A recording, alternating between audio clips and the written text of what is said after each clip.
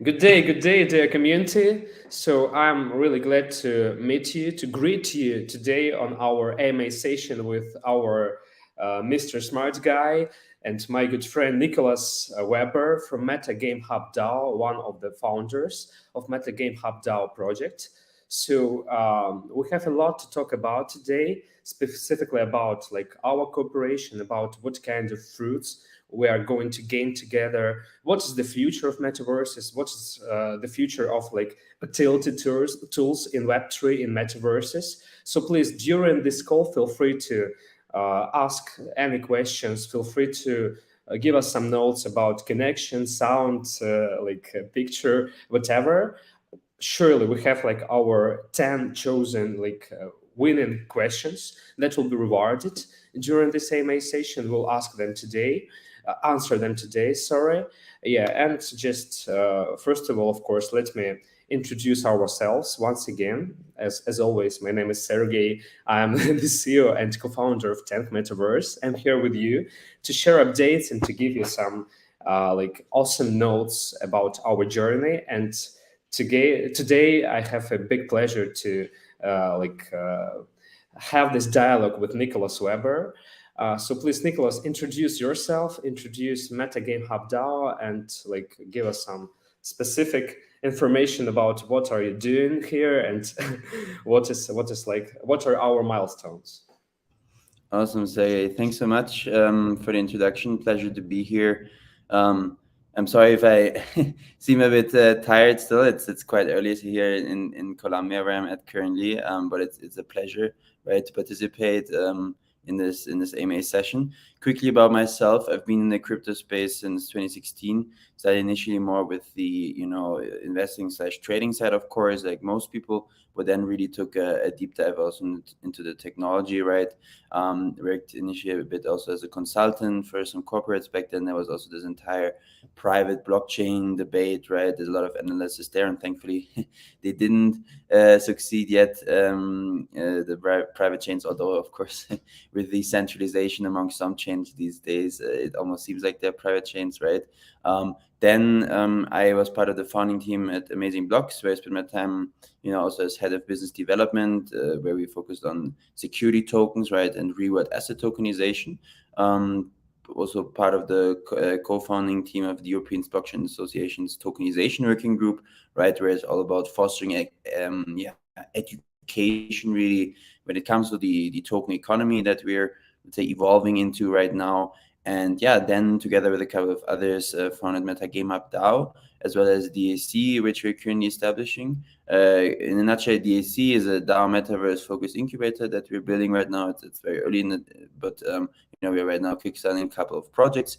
And the MetaGameHub DAO, which is really the core focus right now. Also a lot of great synergies between us, right? We're basically focusing on building a hub, a home base for users with metaverse agnostic infrastructure and applications in the open metaverse, right? To really connect the dots between all the different and amazing applications that are being built there. As you know, we met a couple of months ago, and we immediately saw our synergies on the one hand from the MetaGameHub side, right, when it comes to really fostering adoption for users and applications, right?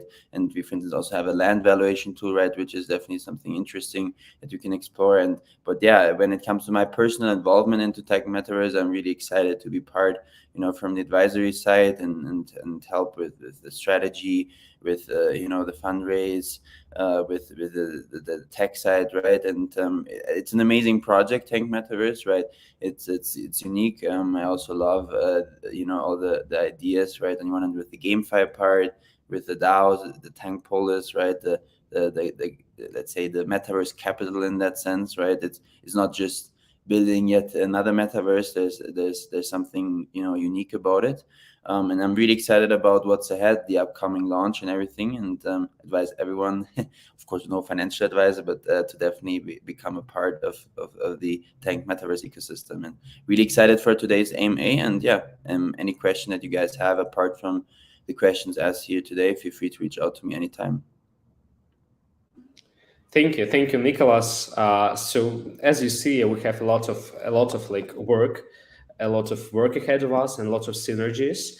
So surely feel free to ask all the questions about Metagame Hub, about Nicholas specifically during this session.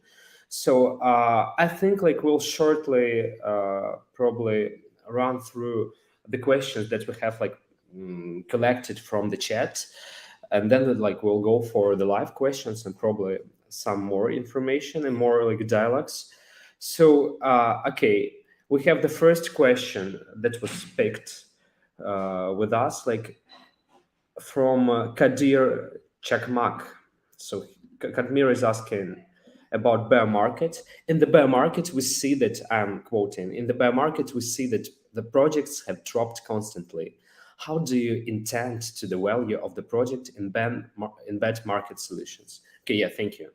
So yeah, basically, of course, I mean, this is like the popular, probably popular question for actual conditions, because of course, all the investors, all the communities, everyone is wondering like, what is, how are you going to manage the bear market? So of course, first of all, I mean, the market isn't as bad as we can see, as like behind like all the probably low volatility and low like activity on the market, we see a very strong defendant position of crypto behind, like for instance, FRS rising, behind like complicated energy, politic, and even civil conditions, like in Europe, in like all over the world at all. So we see that cryptocurrencies, they bring much more utility than classic financial system, and this makes for a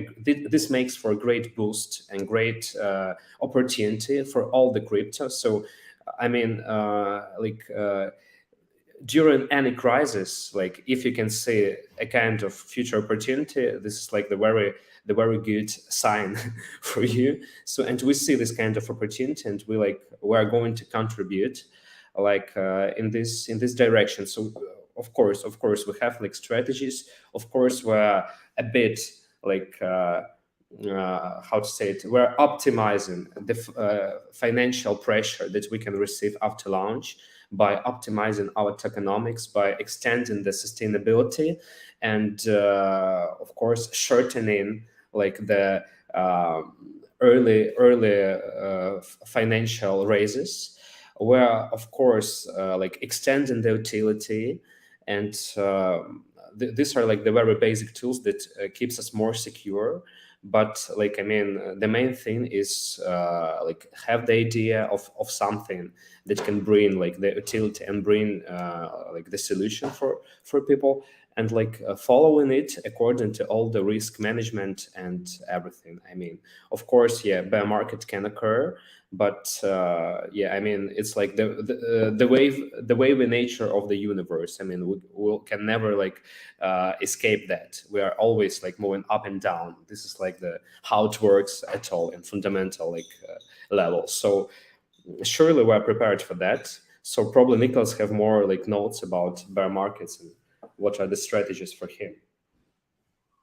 Yeah, I mean, I think you already mentioned a couple of great points, right? When it comes to the bear market, above all, I think the biggest, let's say, yeah, let's say the biggest antidote in that sense to a bear market really is the utility, because at the end of the day, as you said, right, especially when there's, let's say, for instance, also geopolitical issues or something like this, that's when crypto is meant to thrive, right?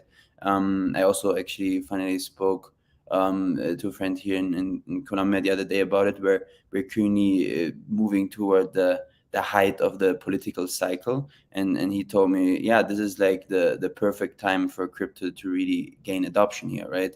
Because things are getting a bit crazier, and it's not necessarily, I mean, it's not a good thing, right, in that sense that things that are getting crazier, there's geopolitical issues, but that's, let's say, where the change happens in regards to making a transition also to the crypto economy the most, right? Because people see the value, or it's something that is, let's say, detached from the traditional systems. I think the biggest driver is utility, of course, and I think then it's really not so much important whether we're in a bear or bull market in a sense from the token prices or something like this, because at the end of the day, we want to have this technology change the world and not just make our pockets rich, right? And hence, I think that's the biggest point there. I think also that, if you look at past, let's say, bear markets in that sense in crypto, then I feel like they were much stronger when it comes to not necessarily the token price drops per se, but more the building part, right? And also the attention when it comes to the news and the media in general, because I remember the last bear market, right? After the last crash, or like around the 2018 times, right, and so on. Things got much quieter, and even also before when the market dropped, right, and the previous cycles. So then people stopped building at times. The media stopped covering. I'm not talking about the crypto media, right? But generally also mainstream media stopped covering a lot of stuff, right? So that's something that if we look at the media today, right, that's not the case. Yes, sure, from the price side, things decreased temporarily, but when it comes to actually the media and the attention and also the building part, things are moving forward, right? We just have to look at the one thing. You can like it or not, what VCs are constantly doing, right? To them, there is no bear market. I just recently saw also a statistic of it, right? Even when the prices dropped, they didn't stop investing.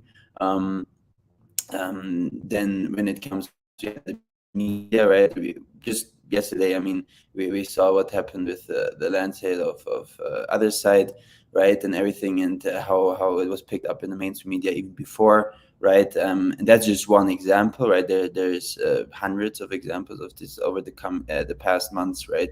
Where I think, yes, as I said, right, to sum it up, we may be in the bear market from a price side, but we're not necessarily in the bear market really when it comes to the overall Web3 space, right? If we take other metrics into account, apart just from the price. And the beautiful thing in bear markets is that it often also shakes out a bit speculators, and kind of is beneficial to value investors, right? That just are, let's say, calm, that don't care about, let's say, the market conditions per se, because as the smartest investors say, you cannot really time the market, right?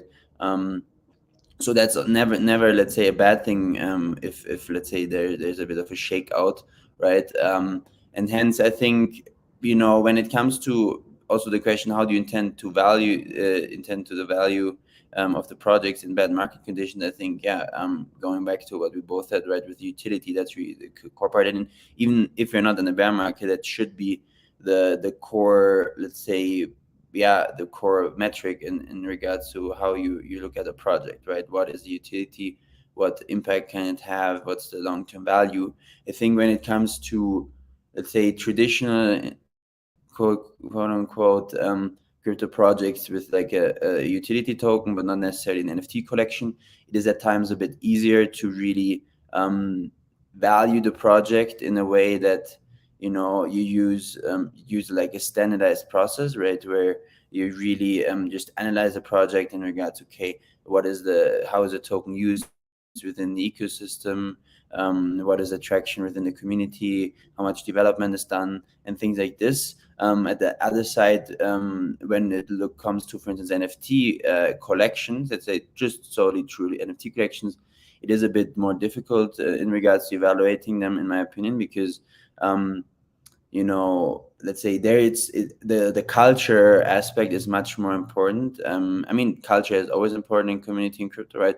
But especially when it comes to NFT collections, right, that's like one of the core pillars. So overnight a project, I mean, it's always like been like this in crypto, but especially in NFT, it's crazy how fast it happens sometimes, right, where a project overnight just kind of skyrockets just because of a cultural, let's say, push in that sense.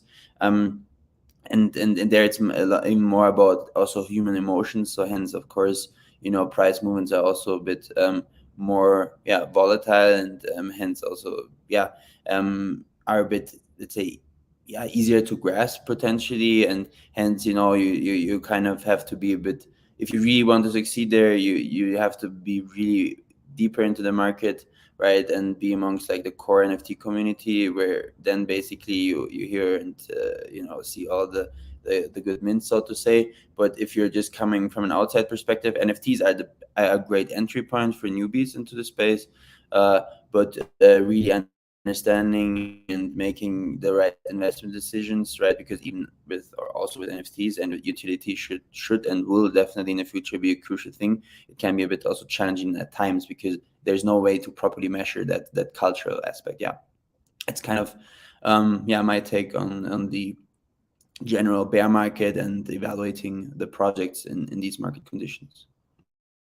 100% agree. Like, of course, any word is right.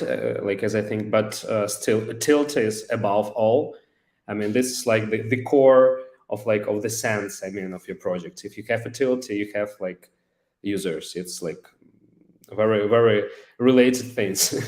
So okay, thank you so much. So we're moving next to the second question, specifically to MetaGameHub, like representative to Nicholas Weber's, I think. What will MetaGameHub bring to 10th Metaverse? What problems does MetaGameHub solve for the meta universe? So first of all, I would probably make some brief like explanation about what specifically Nicholas like is doing to us.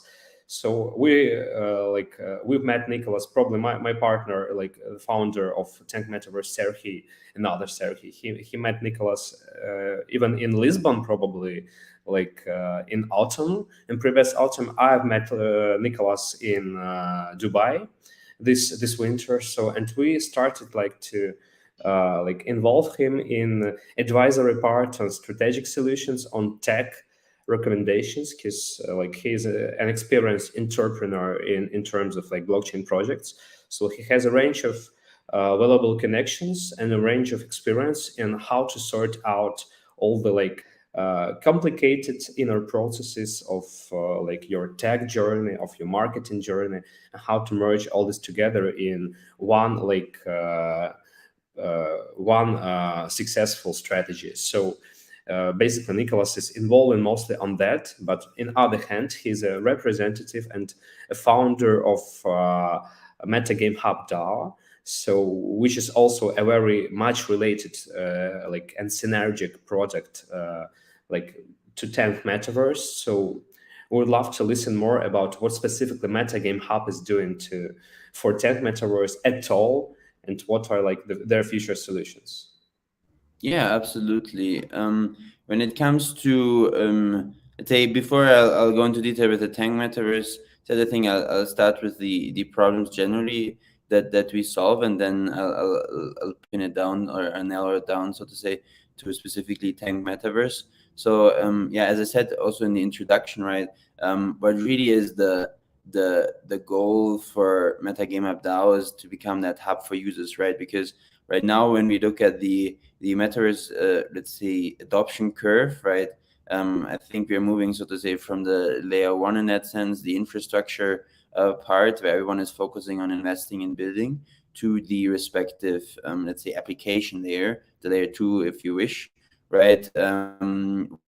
Where basically it's about building also applications that foster an intuitive user journey, right? Because I mean, we have to be honest. Of course, GameFi has quite some adoption, but if you look at, let's say, metaverses, there's, let's say, in comparison to also traditional gaming and social media and everything else, I mean, the numbers so far of users is very, very low, right? So hence we do need these agnostic applications that help the users have that intuitive journey. And that's really the goal of what we do, for instance, with also the land valuation tool to have fair pricing, and also scope undervalued lands, for instance, in the metaverse for any form of investor, right?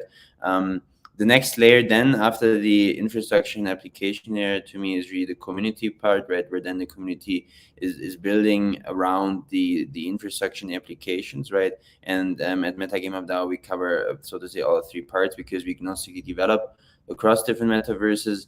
We provide applications gradually, where at some point I envision the user experience to be as easy or even easier at some point to how you navigate, so to say, through your smartphone, right, with the different applications. And then really the community can build around it, and has also an entry point, because the power of the metaverse is really to bring a mass adoption to the entire Web3 space, right? Because in the metaverse, so to say, and in all these gamified ecosystems, it's not about having to understand to use, right, which is currently omnipresent within the crypto, economy. It's more about, you let's say, interact with sophisticated protocols, but you don't have to understand it. It's like with Web2, right, where you don't have to understand it to use it. When you go to, I don't know, a social media site or e-commerce or something like this, right, it's just about the utility again at the end of the day, right? So and that's something what needs to be addressed also in the crypto economy, right? And yeah, that's basically in a nutshell what with the kind of problems that we address and aim to solve with MetaGameHub DAO, right? Really, a user focused approach, and covering also the current needs, right, in the metaverse world, right, with the building and investing part, but at the same time, preparing and converging the application and infrastructure for that hub, right, at the end of the day. And when it comes to specifically Tank Metaverse, right?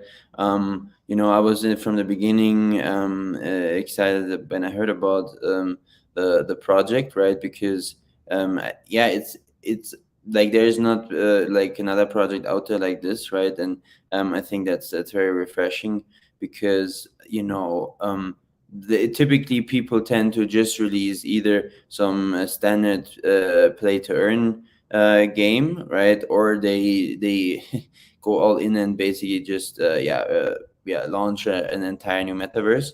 But I think Tank Metaverse is doing it perfectly correct, in a way that it's like a balanced approach between the two, right? On the one hand, kind of that aspect with the metaverse is included, right, with Tank Polis, right, and also having that ecosystem for users, to socialize, to exchange value, and everything around that, what you can typically also do on top of a land. Because I mean, let's not beat around the bush, but no one, at least in the coming months and even maybe 1 or 2 years, is going to really play sophisticated games on top of a land in the metaverse, right? Because from a technological standpoint, it's just not really, well, like maybe quests and things like this, and simple games, of course, but not a full, let's say, exhilarating experience as especially gamers are used to it, right? So hence that kind of balanced approach between, on the one hand, the land, but on the other hand, having that respective GameFi part already there as well, right? Is really, let's say, to me, the best approach, because I generally see and also hope, of course, that the long-term user experience within the metaverse will be kind of like, you have your home base, your hub, so to say, which is where we at MetaGameHub would come in. From there, you go to a land in any metaverse, right? This can be in Tank Polis, this can be in Sandbox, this can be in Decentraland, and things like this, right? And from that land, you then, after socializing, exchanging value, receiving and distributing information, all these things, right, you then, so to say, jump or port yourself to that really sophisticated gaming experience from there, right? So you again have like that layered approach. And I think, with Tank Metaverse, there's really a holistic ecosystem, right? And so there is, just from that, let's say, user life cycle, already a perfect synergy, right, for us. The second synergy is, of course, from the valuation side, right? Since we develop NFT valuations with the primary focus right now, of course, on lands, because they're, let's say, easier to appraise, since they're, in my opinion, some of the most financialized forms of NFTs, apart from maybe what's launching soon within Ocean, for instance, like data NFTs or so on, right? But lands are really like financialized, and hence better to appraise than, again, an NFT collection where it's all just about the culture, so to say, right? Which is, again, even for algorithms, right, and sophisticated AI models, hard to praise, right? And hence, yeah, that's the second synergy, right? Which I'm really excited about. The third synergy is, of course, also from the tech side, right, whether it's Web3 game development, where we definitely jointly can push this space forward in both directions, right? Where there's synergies. And last but not least, right, the network and educational part as well, right?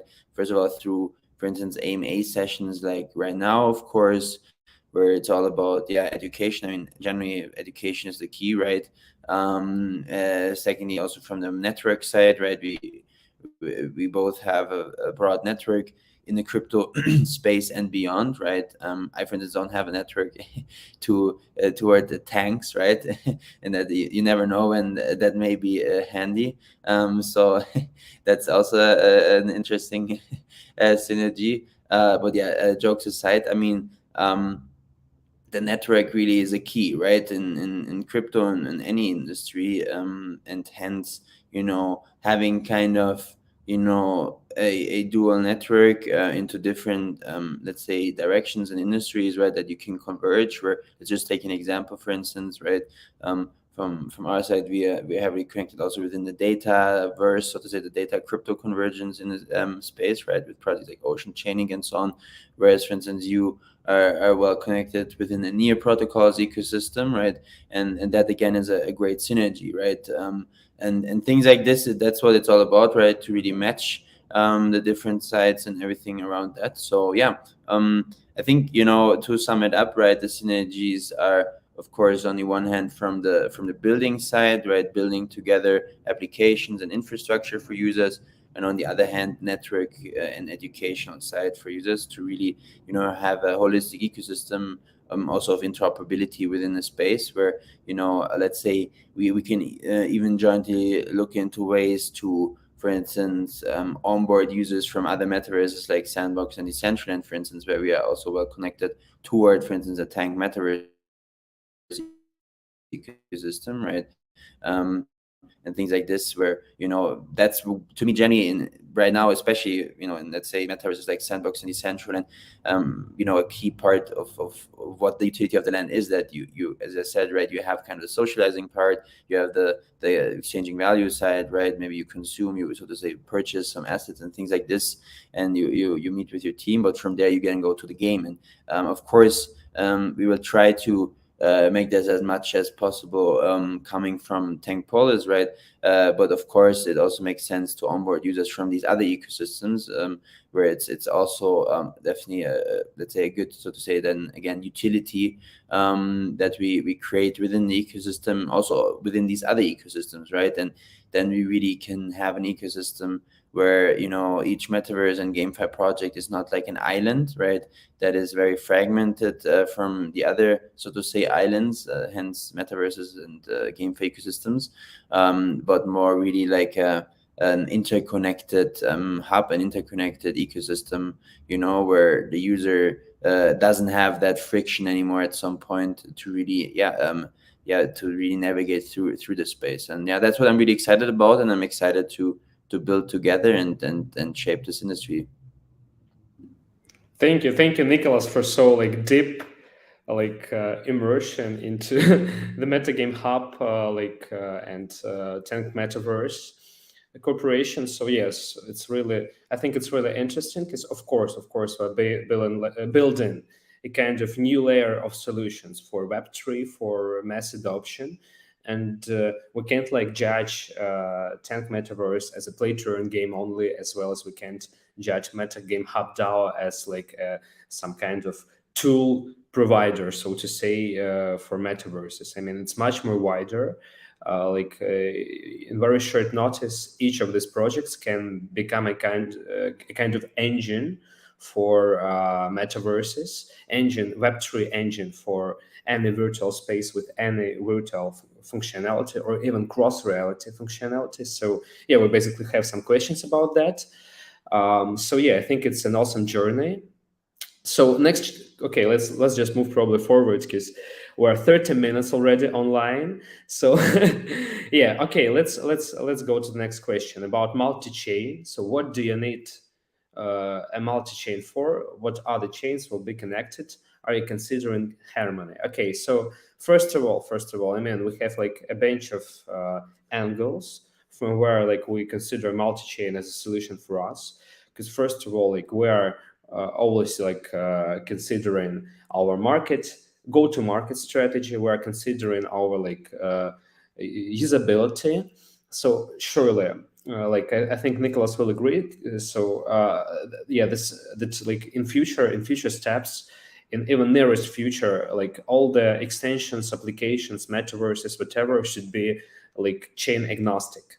Because I mean, yes, of course, like we have a range of blockchains, we can have bridges, but still, I mean, this is like the very immature shape of technology, as I think in terms of user experience, and this of course affects like the possibility of mass adoption and like just the traction of user experience.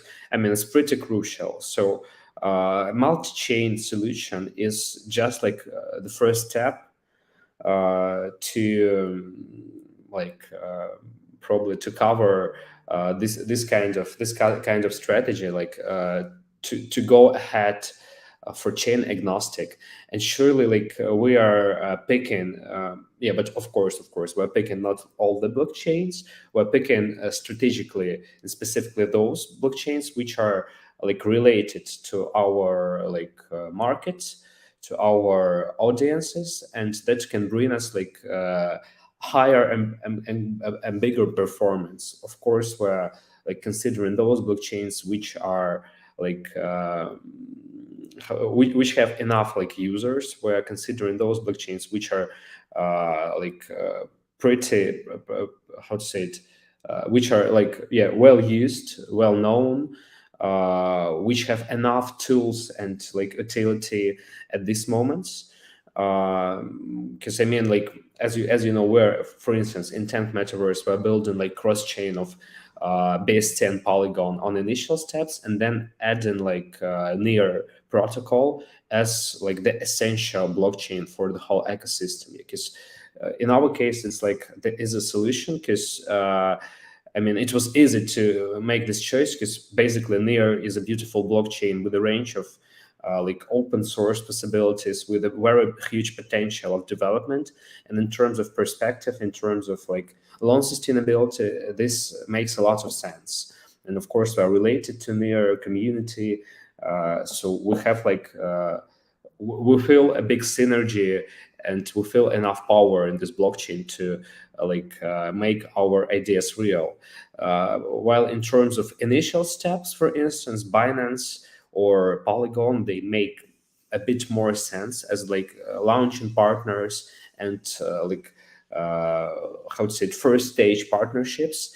They like are more implemented on this kind of blockchains than on Near, because Near is a new blockchain, is a very young community.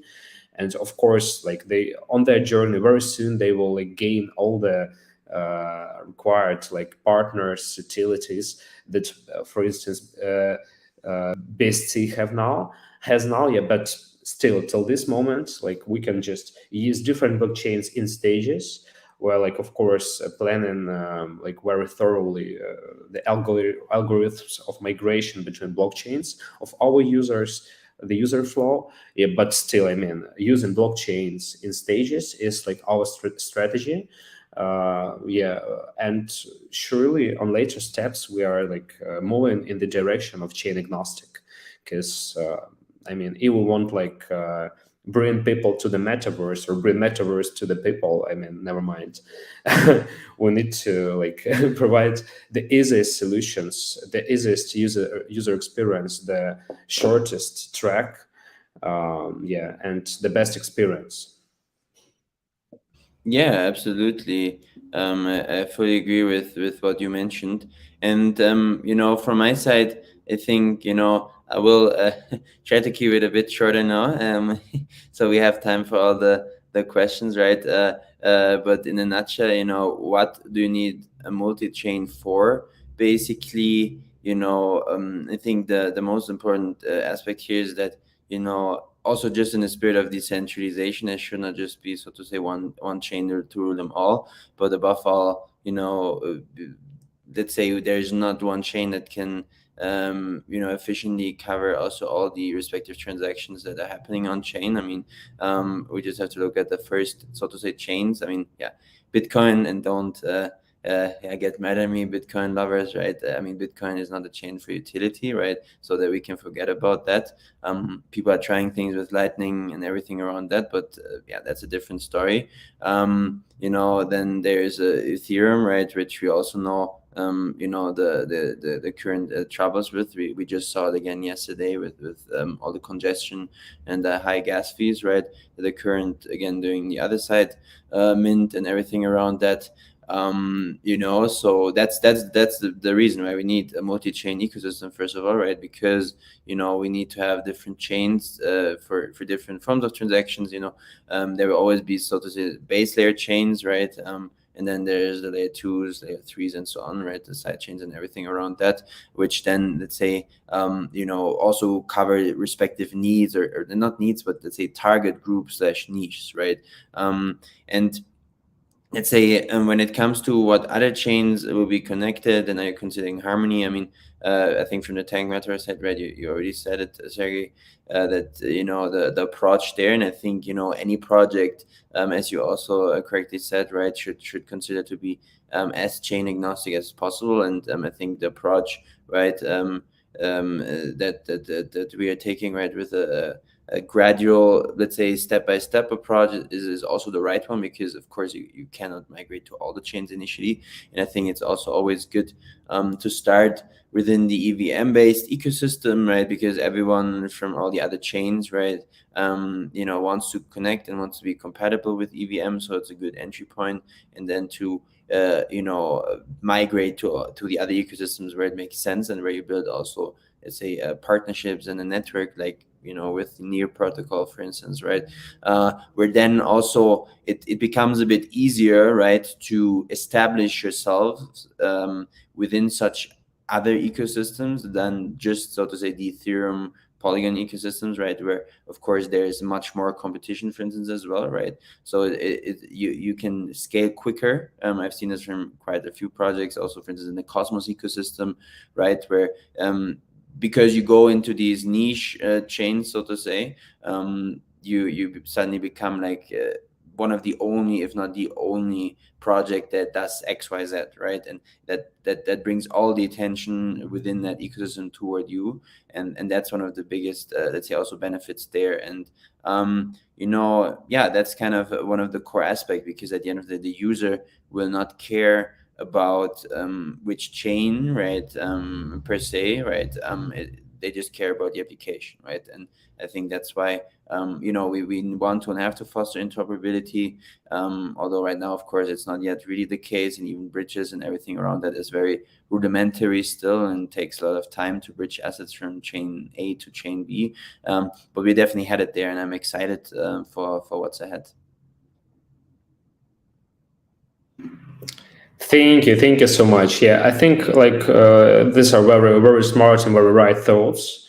So, but the main vector of our mind is still directed into the chain agnostic, and I think this is what basically the whole world requires from us, from blockchain entrepreneurs, from blockchain enthusiasts and developers, to build. Yeah, as this will be the possibility of basically mass adoption, and probably the time when mass adoption will happen. So okay, let's move. Was something that Sure. just a quick example that just came into my head.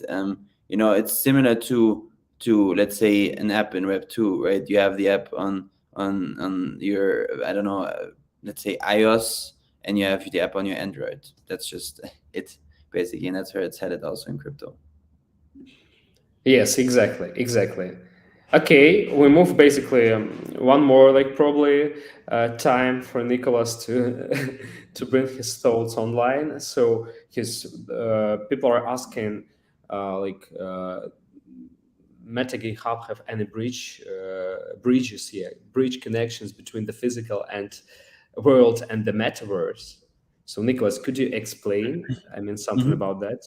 Yeah. So basically, when it comes to bridging also the physical world with the metaverse, it's interesting that you, Berg, from Bearish Army, and know about this, because this is not something that we let's say push yet that much, but we have a very strong collaboration with a project called Capneo DAO, right, which is also coming from the incubator, right, that I mentioned in the beginning that I'm establishing.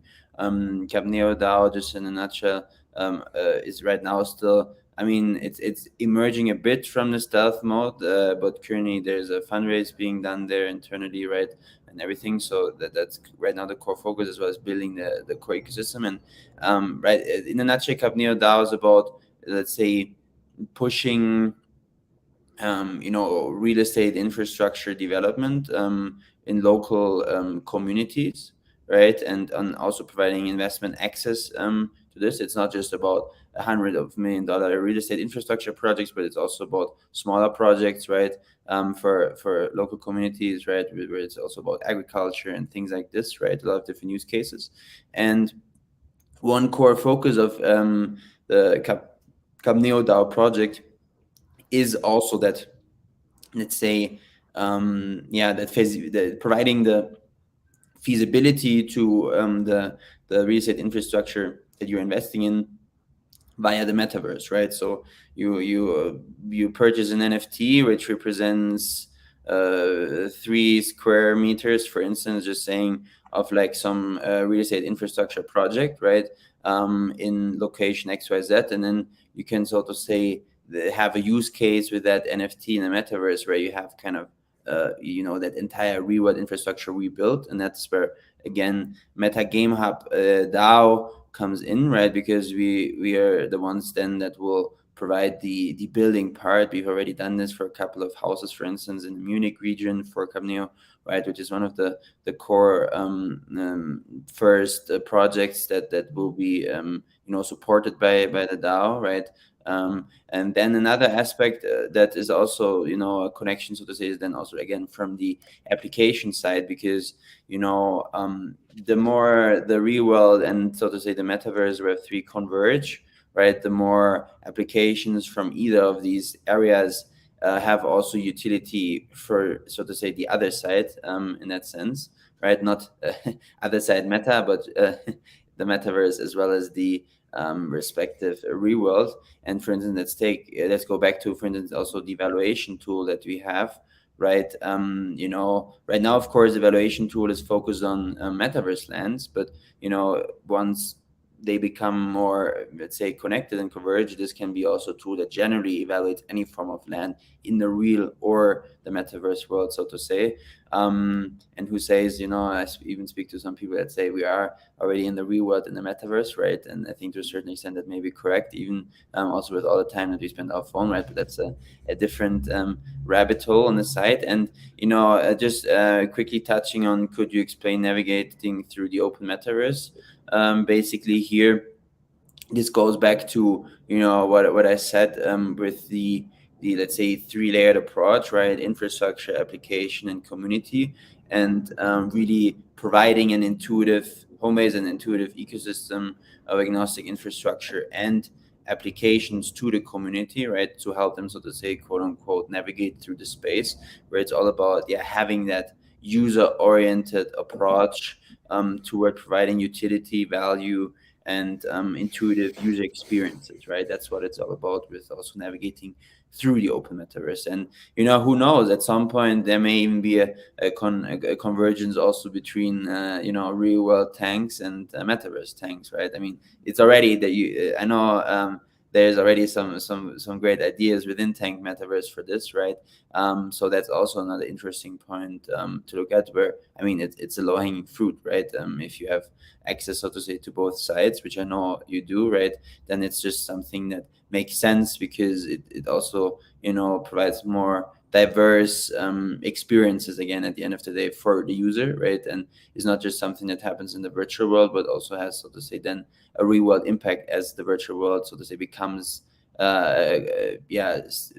steadily more, so to say, our real world in that sense. Yeah. Yeah, thank you for your answer. So yeah, basically, Tank Metaverse as well like has some cross reality solutions, as you I think all know, because we're actively pushing this point. Anytime, yeah, and of course, I mean it's not about like having only like offline or online or them both together. I mean it's about to create some interesting like infrastructure when all this like is the continuation of probably the same journey, or these are just two completely different journeys which still like merges together in one like experience, probably wider experience, but still, I mean, because in terms of multi-platform solutions, like probably as Fortnite has, for instance, the same like with different realities, the same with different blockchains, whatever. I mean, it makes sense if it's all like if it's all uh, like harmonically related among each other. I mean, and our goal is to build like this kind of environment, of course, not only like as people say, not only virtual reality for poor people and real life for rich people. No, like we want to build like a full scale environment like that will be reflected in all the existing like possibilities of pleasure, fun, and experience to our community, and utility to, again, our community, our investors, and our users. So yeah, I think we can move forward right to the NFTs. So is it possible to upgrade NFTs? And yeah, can you basically level up an NFT with a low rarity level by playing the game? Okay, so yeah, surely. First of all, I would say yes, that our NFT are possible to be upgraded. The same like with experience points only, so to say, by playing the game only. Because our goal is to provide an easy like adoption track to the new users, not only from crypto solutions, not only from crypto space, from any niche, from any market. This is why like we're building easy and understandable steps, especially on the early like game stages. And you can upgrade your NFT. You can play even without NFT. You can like basically use your NFT as a traditional in-game asset. I mean, we just separate like the meaning of in-game asset or NFT. You can have like in-game asset, but like to have NFT, you need to mint it from there. Of course, you can buy it on the secondary market and then like connect to your account on our server. But still, I mean, you can upgrade like your in-game assets and then mint them to NFT. If you like upgrade it after, you can basically change the metadata of your NFT, pay gas, and receive like the new version of NFT, like so to say, remint it or just like upgrade your metadata. And it's never mind like what kind of rarity you have or what kind of NFT you have. This is just the basic layer of like our NFT loop solution. Yes, but surely, I mean, there will be like a bunch of like different ways how to upgrade your NFTs. What like exactly you can upgrade? You have different skins. You have different like in terms of, first of all, we have two types of NFTs. We have finally our tanks and land.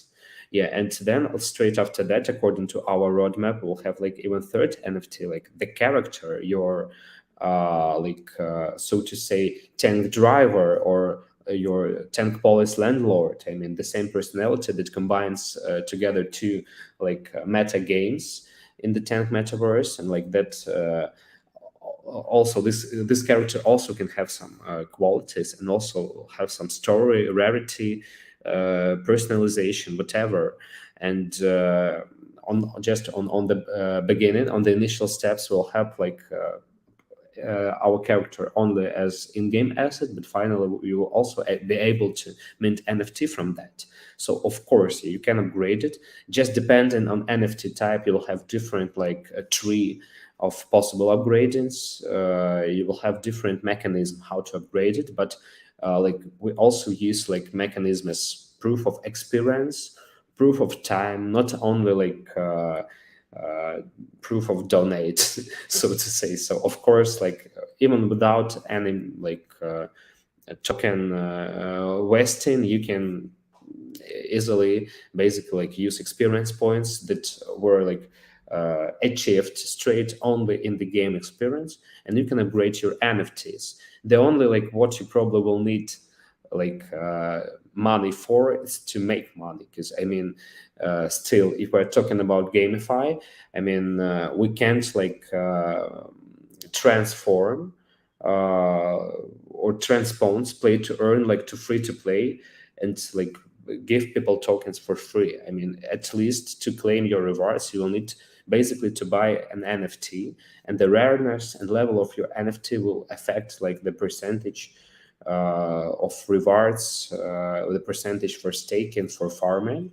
But I mean, like you were talking about some like gamify ecosystems. It's always like the exchanging of energy.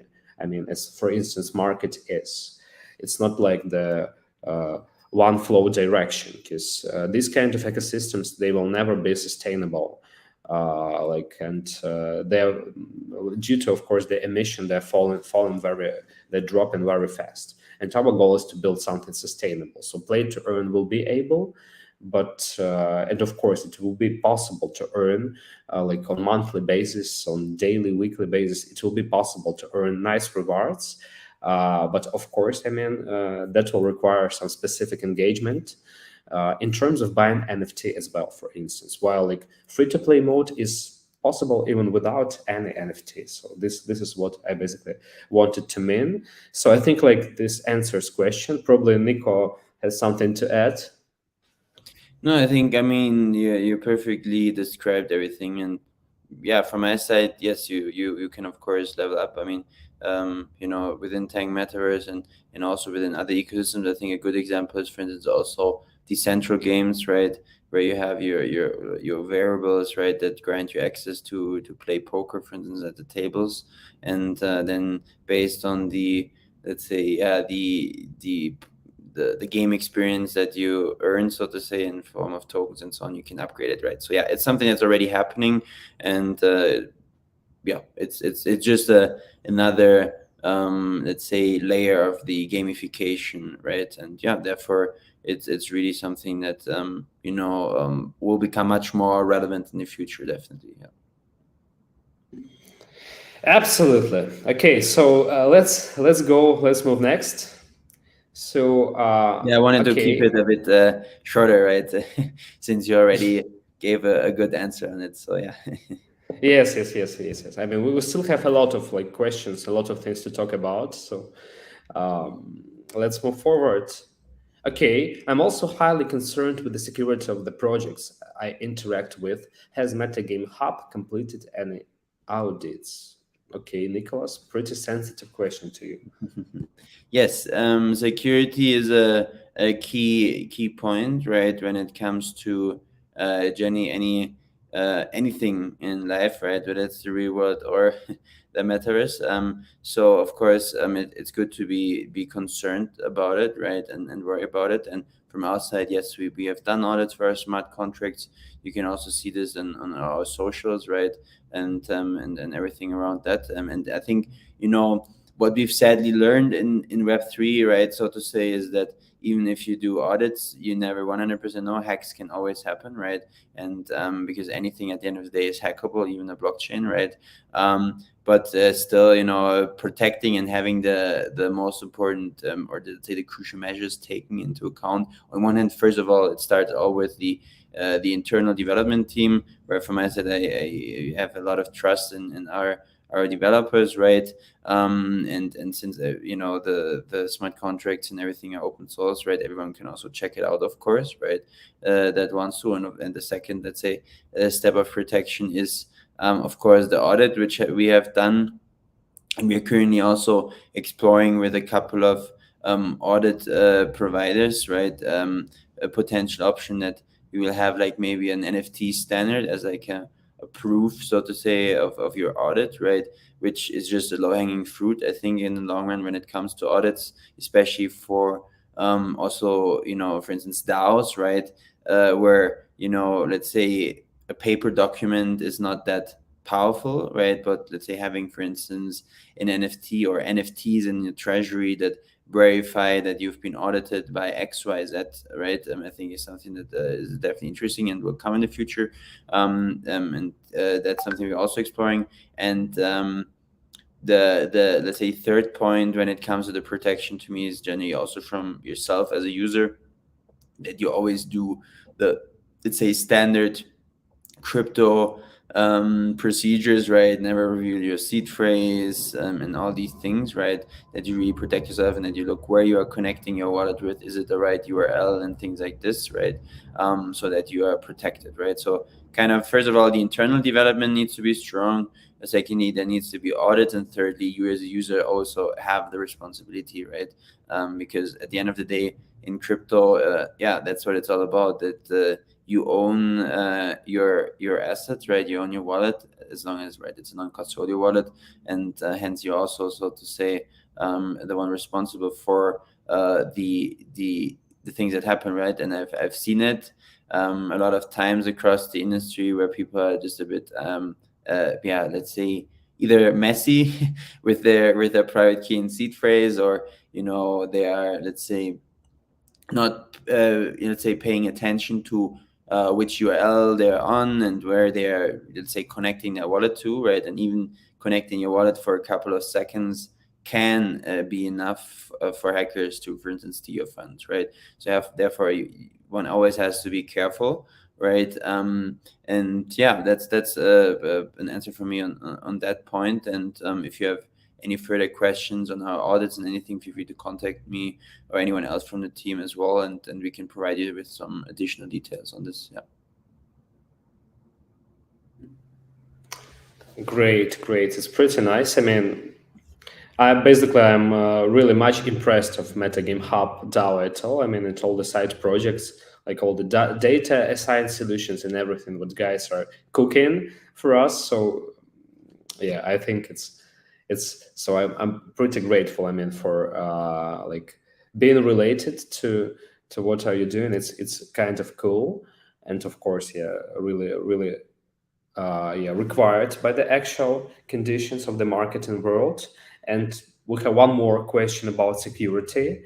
I think this time to us, yes, we have basically been audited, and of course, like about all the security of investors and security from investors and other parts. So yes, we did not complete our audit, but I mean, we now are processing it, because we just like deploying the smart contract and auditing with not only like smart contract solutions, but with all the other parts. I mean, our first of all, like we start with like just the basic audit of smart contract and other parts from hacking team, who are probably not only like a smart contract auditor, but one of the best security provider nowadays, like on the market. They're scaling, they're moving pretty fast, they're launching like more and more products. So we're like in terms of security providing, we're pretty much partnering with hacking team. I mean, we also are related like with their founding team and their like core team members. So we have like, so to say, deep synergy in building best security solutions for 10th Metaverse. But of course, this is like the very, very important part. And I'm like very excited to share like the report from our audit with you very soon. So we're expecting it till the end of the next week. God bless you, Nicholas, or at least till the beginning of a week after. So just like let's keep in touch. Stay tuned, and very soon we'll share like the results of our audit. But of course, it's very important, and I mean, like this is just the inner process now, so we don't highlight in all the basic leak steps. But yes, of course, I mean, it's one of the top priority for us, specifically till the IDO. Like, and of course, we have a lot of other security layers that are completely important, such as, for instance, security and protecting from bots, like in gamify meta spaces. Because basically, I mean, a lot of play to earn games, they don't like talk about it, but literally, I mean, if your game is hacked, and like hacking is I mean, unsolved problem in any case. Like even biggest like gaming publishers, when they tried to like create some play to earn mechanism, to involve some play to earn mechanisms in their games, they like faced with like a very big problem of hacking. Because if you have like any uh, presence of real money in your game, like if people can farm resources, they will do that. And of course, it kills the gameplay, it kills everything. And like in terms of like our sustainable like long-term tasks, this is even more crucial question, because we need to provide like not only like investment security, not only like smart contract security, because we do have like algorithms for that ready.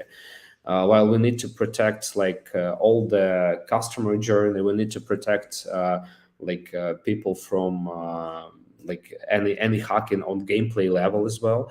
And we have also like solutions for that, and they are much more complex even, as I think. Yeah, of course, we'll have like our own like DAO audition, so to say, like team that will like randomly, independently track like all the probably even kills in multiplayer modes. We'll have some AI solutions that will track like of course they will learn how like the kills work like in terms of real human, and how like they will compare them with like probably some so to say like how to say it, so to say, yeah, some possible like hacked kills. And that's it. Yeah. And of course the like high server security, but I mean this is a very long journey. Yeah, I mean the security layer is like the endless field of solutions and endless field of like evolution. So okay, I think we need to move forward, because we have still a few more questions. Okay, one more question to Nicholas. So please, Nicholas, Yeah, your turn. absolutely. Thanks so much. And just in a quick, I agree with everything you said from the last question. When it comes to yes, MetaGameHub DAO is completely a DAO. We started also from the beginning as a DAO with a fair launch, right? And let's say one thing, in regards to the question, right? And if it's purely a DAO, with the team's lead in terms of marketing, for instance, I have to say that I'm not too familiar with Handshake. And how they're running it from the community when it comes to the marketing side per se. But basically, when it comes to our side, right? Let's say, first of all, I would say that the core team of a project or a DAO or the founders, they are also, so to say, part of the community, right? So even if they were in the beginning, let's say, to lead something, then in a way, right, it is community based. The way that we structure generally MetaGameHub DAOs with different working groups, right, which cover different, so to say, needs or departments. Because at the end of the day, what is a working group, right? In a DAO, it is kind of like a department, right? So of course, there's the marketing working group, there's the tech working group, right? There's the metaverse development working group, legal, and all the others, right? And the way that we have it is that kind of each working group, and hence also marketing, right, is consists of course of chosen members that the DAO chose, so to say, for this respective working group, where basically then we have an application form where anyone from the community can apply to that respective working group. Then the working group members check that the results, right, and vote basically on onboarding yes or no that respective person. That provides the chance for everyone from the community to become part. And yeah, that's kind of the approach that we are having, right? So definitely, you know, let's say there is a working group lead, right, which in the beginning also comes more from the core team, but that can also change in the future. And then there's community members, because right now, for instance, also actually on the awareness slash marketing team, there's a lot of people that actually directly came from the community, right? And just kind of, you know, participated in some contests and other initiatives, right, from the community, created some amazing content, and then yeah, we, so to say, thought about, hey, let's or they basically thought about, hey, it would be amazing to even become more involved in the day-to-day operations, and hence, they applied to become part of the awareness slash marketing working group, and are now proactively building the content and everything around it. So when it comes to this, yes, in a nutshell, it is, so they already run in that sense by the community. Of course, let's say you can just, I think, at least right now, you can just, let's say, publicly to every token holder, for instance, in that sense, make, I don't know, the passwords and everything accessible, because then again, going back to what we talked before, security is also, say, there's also risk there, and it may be detrimental, because you never know who may take advantage of this. So there needs to be some gateway processes, such as, for instance, the application form in place, right? That allows you then, as a community member, to have that degree of responsibility, right? And yeah, that's how we approach it. And I invite everyone that's interested in this also to fill out the form, right? If you want to become part of the proactive operations team. Don't miss this chance. So yeah, awesome, awesome, awesome, awesome. I mean, yes, because still, like, a lot of people are thinking like how the DAO will work. Because I mean, we still, like, we have this awesome technology, but we still need to bring enough utility to provide it as a kind of solution. Okay, so let's move next. So yeah, we have a question from Alex Gordienko about tank police. So will the game be in tank police like GTA, or will it be possible to drive around town in a tank? Okay. Yeah, so basically, I think, yeah, we'll also add, technical, we'll add this opportunity in future, probably for some kind of events, for some kind of quests in tank police. And it's not like that complicated, as we're building both modules in Unity, and of course they will be pretty much connected. But on initial steps, and in terms of the idea of tank police, this is the city, the peaceful city, where we don't have direct tank rides, where we have just characters walking around. But I mean, still, we don't announce all the, how to say it, all the final shape of things that we're going to present a bit closer to IDO. So yeah, of course, yeah, there will be of much opportunities to ride tanks in tank policy as well, but not on regular basis, just in terms of some events, quests, or probably some specific locations. Yeah, but surely, I mean, our city center is, so to say, vehicle free. Yeah, as it is pretty popular now. Okay, probably let's go through a few more questions, from because this was just the question bundle that was collected from the chat, and these were the rewarded questions. So thank you for the participation. Thank you for this attention. Of course, all of the contributors will be rewarded. So please follow follow the updates in the chat. Yeah, we'll manage this there. And meanwhile, I think we still have probably 10-15 minutes more. What do you think, Nicholas, to answer a few live questions? Of course. We have some. Let's do it. Awesome. So let's go for the first one. Yes, okay. Here, the moderator already like made a choice for us. So, how do you avoid the depreciation of the game token? Will there be a token burn to maintain the price of the token? Okay, so first of all, I mean, a lot of things that we discussed today, they like answer this question basically.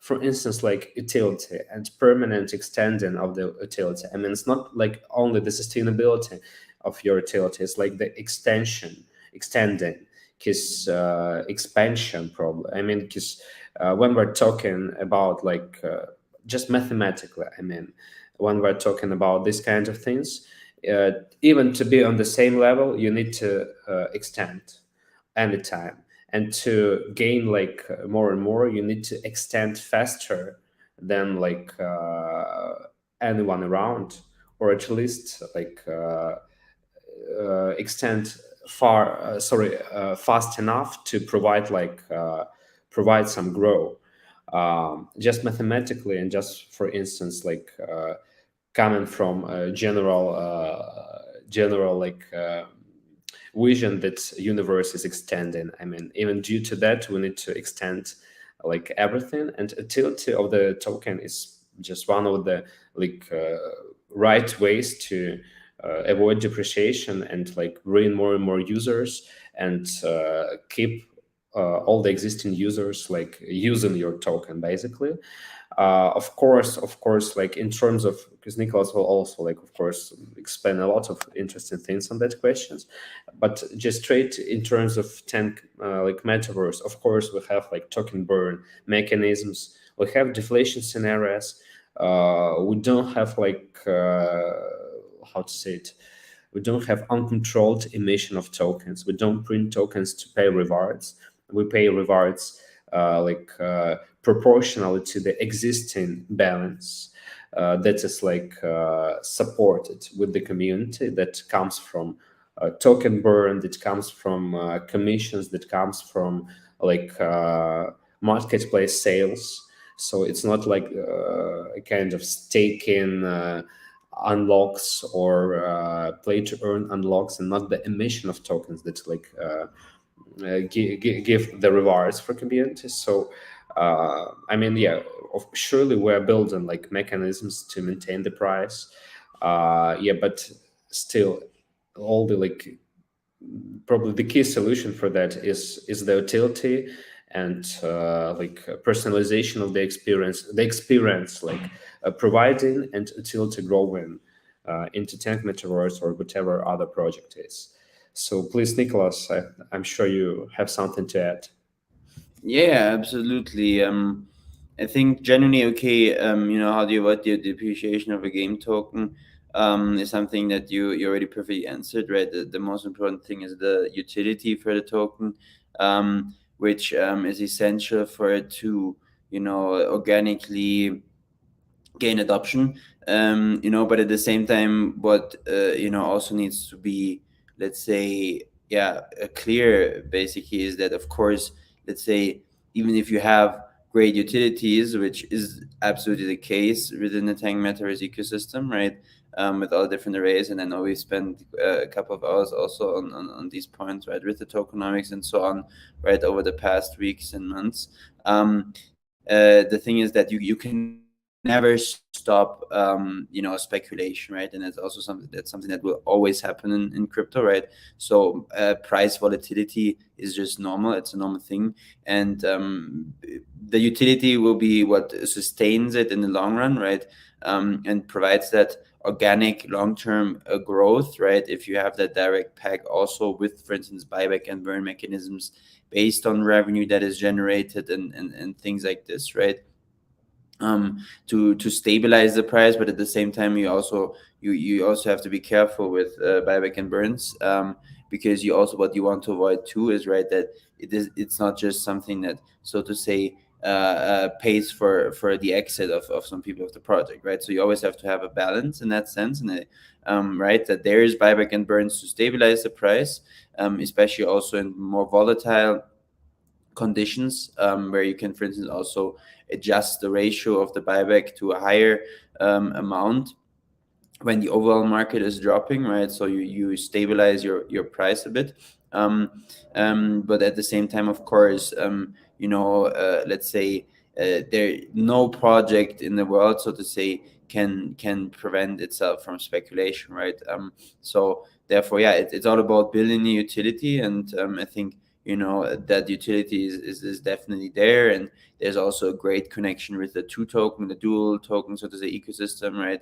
Within Tank Metaverse and the direct connections between the two tokens, right?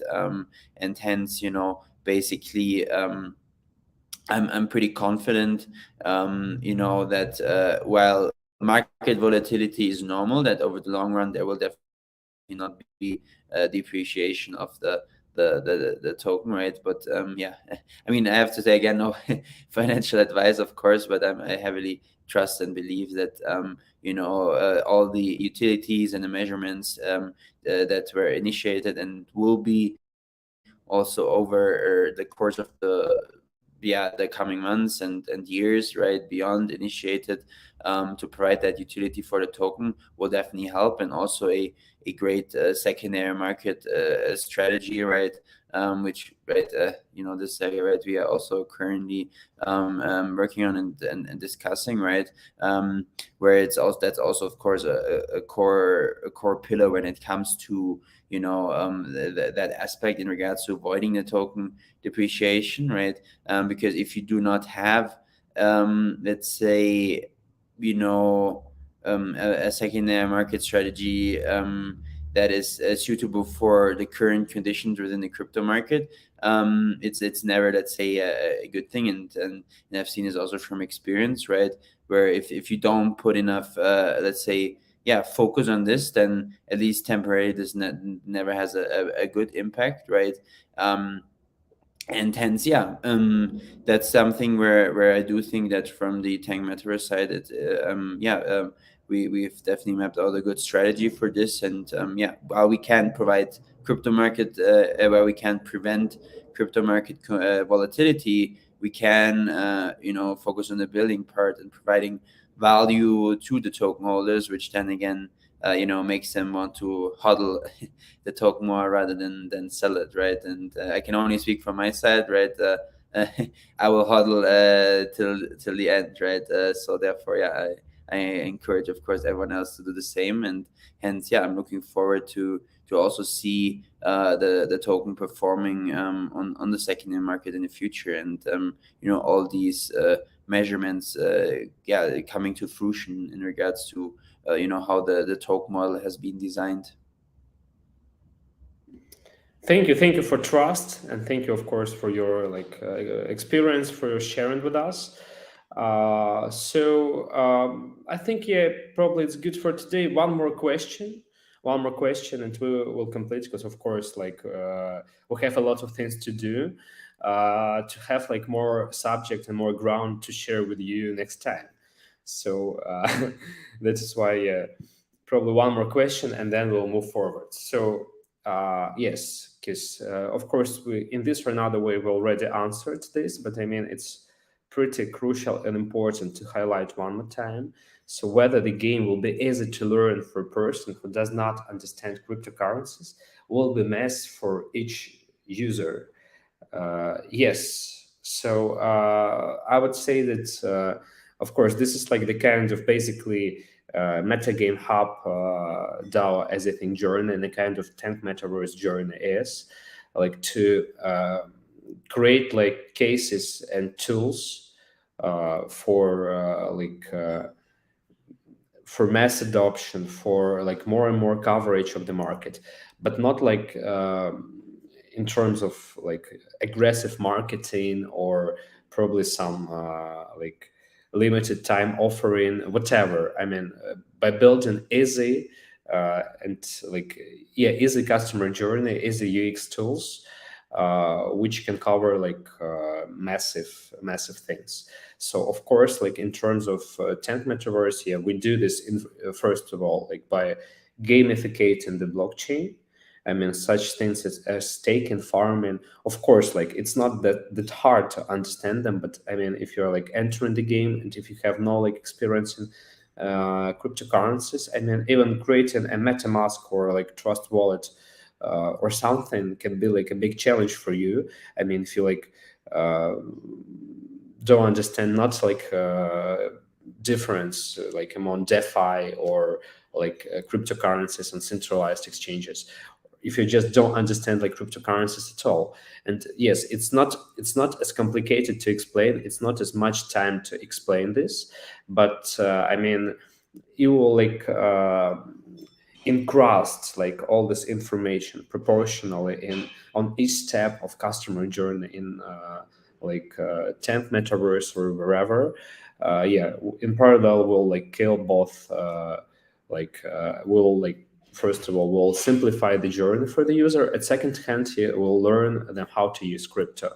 And in these terms, yes, our game is like 100% transparent from people with like without any experience in crypto.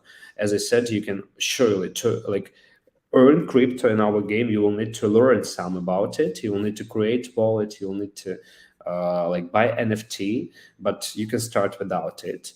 And the same like as I think like Nicholas.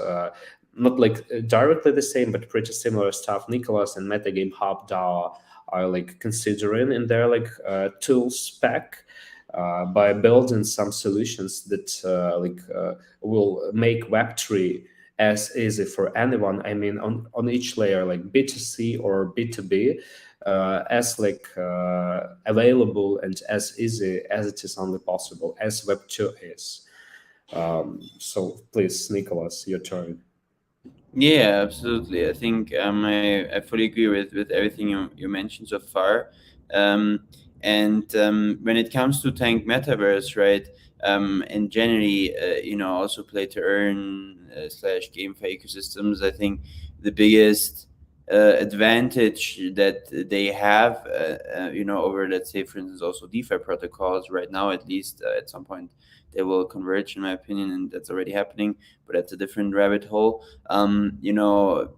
People, yet let's say, or let me go back a step. The biggest issue that I see, and I think we also touched on this a bit in the beginning as well, right, is that people have to understand, often any tool or crypto, blockchain, DeFi, and so on to use it. Whereas when you look into games, right, then you may have to understand, of course, the basics, like you said. Okay, setting up a MetaMask wallet, purchasing an NFT, where there's of course a need of some basic educational material. But I think anyone that is able to, let's say, manage a computer and thus play a game, right, will also be able to do it, right? Especially given that there's now so much research material out there on this, right? And apart from this, everything else, right, is more happening, so to say, in the background, where you as the player of the game, you don't have to understand it, right? And the concept of a wallet for web, right, is also something that people can understand, right? So I think from that side, it is a very low entry barrier into Tank Metaverse, for instance, and of course also other GameFi ecosystems. But speaking of Tank Metaverse, of course, right, because it's a game, right, and anyone, so to say, can play a game, and that's the beautiful thing here, right? When it comes to the mass adoption, right? I think, to me, actually, the mass adoption of Web3 happens through exactly the gamification, right? And hence, it's the low hanging fruit, right?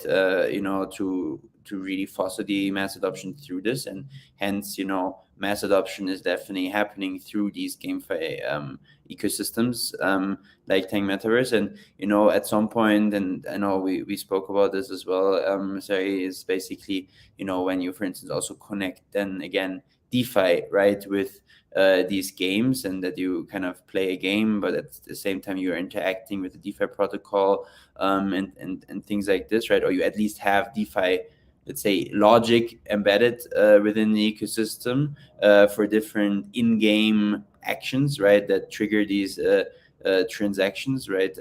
Then not only is it ready, is Tank Metaverse ready for mass adoption itself as a game, but also to push mass adoption for all these other crypto slash blockchain slash Web3, however you want to call it, applications like DeFi, right? So the mass adoption part is actually much greater than, let's say, just a single game or something, right? Where the entry barrier is easier, but actually also everything else that can be integrated into the game to really have a holistic and gamified ecosystem of value for the users in place. And that's what I'm really excited about, and looking forward to supporting that journey.